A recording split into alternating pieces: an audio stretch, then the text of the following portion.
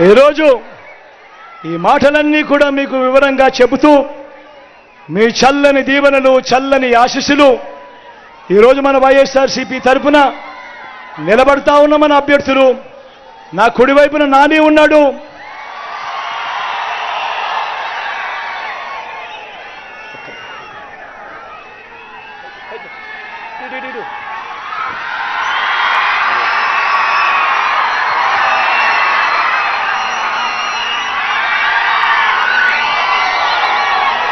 నా కుడివైపున నాని ఉన్నాడు. మీ ఎమ్మెల్యే అభ్యర్థిగా నిలబడతా ఉన్నాడు. మీ చల్లని దీవెనలు ఆశీస్సులు నానిపై ఉంచవలసిందిగా సవినయంగా కోరుతా ఉన్నా. నానిలో మంచితనం ఉంది, వెన్నలాంటి మనసుంది, నాకు మంచి స్నేహితుడు. నా కష్టకాలంలో కూడా ఎప్పుడు నా చెయ్యి విడవలేదు. మీ చల్లని దీవెనలు ఆశీస్సులు నానిపై ఉంచవలసిందిగా సవినయంగా ప్రార్థిస్తా ఉన్నా.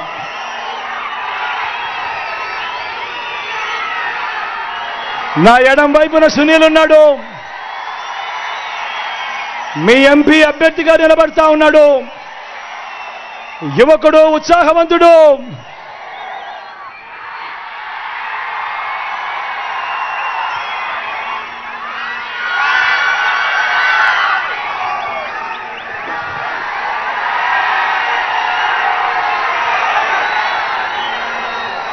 యువకుడు, ఉత్సాహవంతుడు, మంచి చేస్తాడన్న నమ్మకం నాకు సంపూర్ణంగా ఉంది.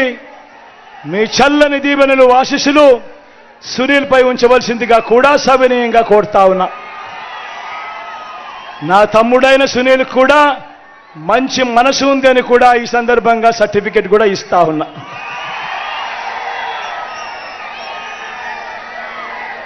మీ చల్లని దీవెనలు ఆశీస్సులు ఎల్లప్పుడూ మీ బిడ్డ మీ జగన్పై ఉంచవలసిందిగా, వైఎస్ఆర్ కాంగ్రెస్ పార్టీపై ఉంచవలసిందిగా సవినయంగా మనవి చేసుకుంటూ మీ అందరి చల్లని దీవెనలకు ఆశీస్సులకు మరొక్కసారి శిరసు వంచి పేరు పేరున కృతజ్ఞత తెలుపుకుంటూ సెలవు తీసుకుంటా ఉన్నాను.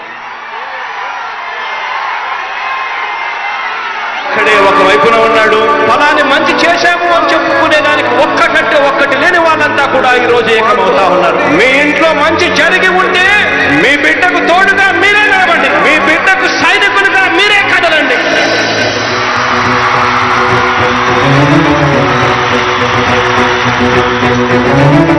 మీ ఇంట్లో మీ బిడ్డ వల్ల మీకు మంచి జరిగి ఉందా లేదా అన్నది మాత్రమే ఆలోచన చేయండి. మీ ఇంట్లో మీ బిడ్డ వల్ల మీకు మంచి జరిగి ఉంటే మాత్రం మీ బిడ్డకు సైనికులుగా మీరే నిలవండి అని చెప్పి సందర్భంగా కోరుతా ఉన్నా. ఇచ్చిన మాట తప్పితే ఓటు మీ యుద్ధని చెప్పిన దమ్మున్నడు జగను. చెప్పిన మాట చెప్పినట్టుగా చేసిన మా రాజన్న కొడుకుర జగను. ఏ కష్టం రావద్దని పేద గుండెకు ప్రతి పథకం పంపిండుల గడప గడపకు. పులి గడపలో పులి పుట్టినట్టే పుట్టిండురా. జెండలు జత కట్టడమే మీ ఎజెండా, జనగుండల గుడి కట్టడమే జగను ఎజెండా.